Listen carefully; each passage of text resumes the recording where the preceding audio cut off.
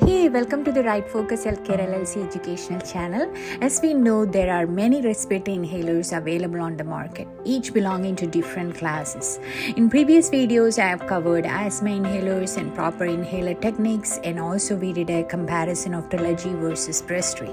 The goal of this video and other similar videos is to review the inhalers respiratory class by class.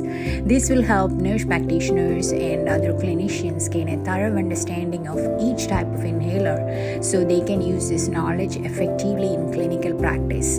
And for detailed information about asthma and COPD, I have done several videos about asthma and COPD in this channel.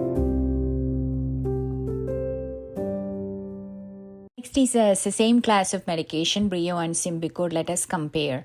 The medications or components in Breo is fluticasone furoate, which is ICS, and vilantrol is LABA. And in Symbicort is budesonide, which is ICS, and formoterol is LABA. And regarding the approval of age in asthma, it's Breo is approved from 12 years and older, and in Symbicort is approved from 6 years and older. In COPD, both inhalers are used for maintenance. Maintenance means these inhalers are used daily to control and prevent the symptoms, and not like immediate relief like a SABA, short-acting beta-2 agonist like Proair or Ventolin.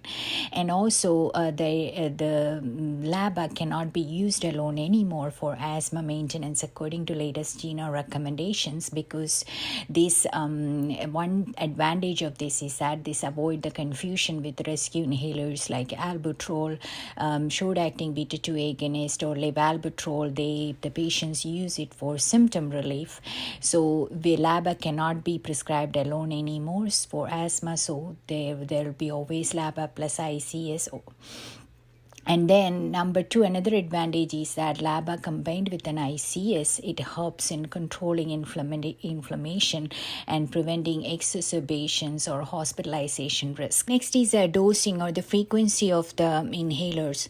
As you see in the screen, Breo is ordered once daily, so it's convenient for patients who have fewer symptoms and are satisfied with one dose a day. But in Symbicort, you can see that it's ordered twice daily, so it's for patients who have more symptoms uncontrolled during day or night, or more SABA use and needed more control of symptoms. Next is a type of inhaler. Breo is a powder inhaler and a disc inhaler, and Symbicort is a MDI or meter dose inhaler. I have explained in the asthma video in this channel about these two type of inhalers, their techniques, how to use it, and how to educate the patient. So if you ordered the right dose of inhaler medications for a patient and the patient is not improving, always check the inhaler technique. Are they comfortable with the inhaler technique of that specific class of medications? So in summary, the tips for nurse practitioners in choosing inhaler for their patients: consider age of the patients, frequency of the respiratory symptoms, and the SABA used for the relief of the symptoms, and the patient's routine for dosing schedule, and the ease of use of that inhaler for them, and adherence are very important.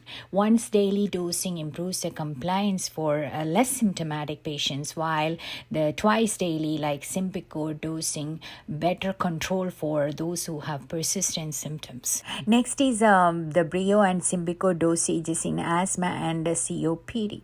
So by looking at the table, you can see that the LABA dose in both Breo and Symbicort is same, 25 and 4.5, while the inhaled corticosteroids is increasing 50, 100, and 200 in Breo, and 80 and 160 in Symbicort. Next, when we talk about the asthma stepwise treatment, first we start with a short-acting bronchodilator SABA like Proventil, Proair, Ventolin, 1 to 2 puff Q4-hour PRN for relief. Then next, if symptoms are not well controlled with the SABA alone, we start a low-dose ICS or LABA, which is the first line. You can see 50-25 in Breo and 80-45 in Symbicort.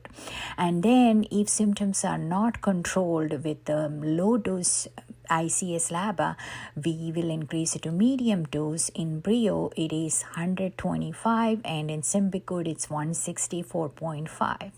And then if symptoms are not controlled with a medium dose, we will step up to high dose ICS LABA, which is in Breo, it's 225, and then in Symbicort, it's 164.5. But don't think that the 160 is lower, because Symbicort is twice daily, so it is there. The inhaled corticosteroid is like 320 a day. So what we have to understand from this, even with a Breo 100 to 200 dose, if the patient's symptoms are controlled, it's still ICS is less is needed for patient symptom control compared to Symbicort twice daily. Next is about Breo and Symbicort in COPD. It's used as maintenance medications. We already discussed about what is maintenance. And then regarding the COPD latest guideline treatment, the GOLD guidelines 2024-25, the group A is low exacerbation risk and low symptoms. So we start on bronchodilator LAMA or LABA. And then there is group B, still low exacerbation risk but little more symptoms. So we choose LAMA or LABA based on the symptoms. And then there is group E, which is previously group C and D together. And then they have more hospitalization, high exacerbation risk, and regardless of low or more symptoms, we start them on LABA plus LABA or LABA plus ICS. And in this video, we talk about Breo and Symbicort, which is Breo is 100 to 225. We start for COPD, and then Symbicort 164.5. Next, for if you're a practitioner working in a practice where they are following traditional FEV1 staging, in the stage 1 mild COPD FEV1 greater than 80%, patients will be started on a bronchodilator LABA or LAMA. And in stage 2 moderate COPD FEV1 50 to 79%, step up to dual therapy, which is in this video, it's a Breo and a Symbicort, Breo 125 or Symbicort 164.5. And in stage 3 severe COPD FEV1 30 to 49, we increase ICS LABA to higher dose, which is in Breo we can increase it to 200, and then Symbicort 160, and monitor for exacerbations. While in stage 4, very severe COPD FEV1 30%, we already discussed about Breztri and Trilogy, ICS plus LABA plus LAMA, and the oxygen as needed.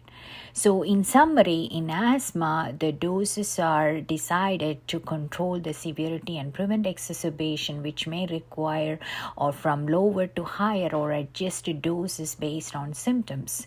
But in COPD, LABA plus ICS combination are generally used at a minimum or a dosage of, like in this case, Breo Ellipta 125 once daily or Symbicort 164.5 twice daily. Next is about side effects of LABA plus ICS, and in this video about Breo and Symbicort, the inhalers component specific, the inhaled corticosteroids can cause oral thrush, hoarseness or dysphonia, mild cough or throat irritation, and systemic effects, usually rare at usual doses, can cause bone loss or skin thinning.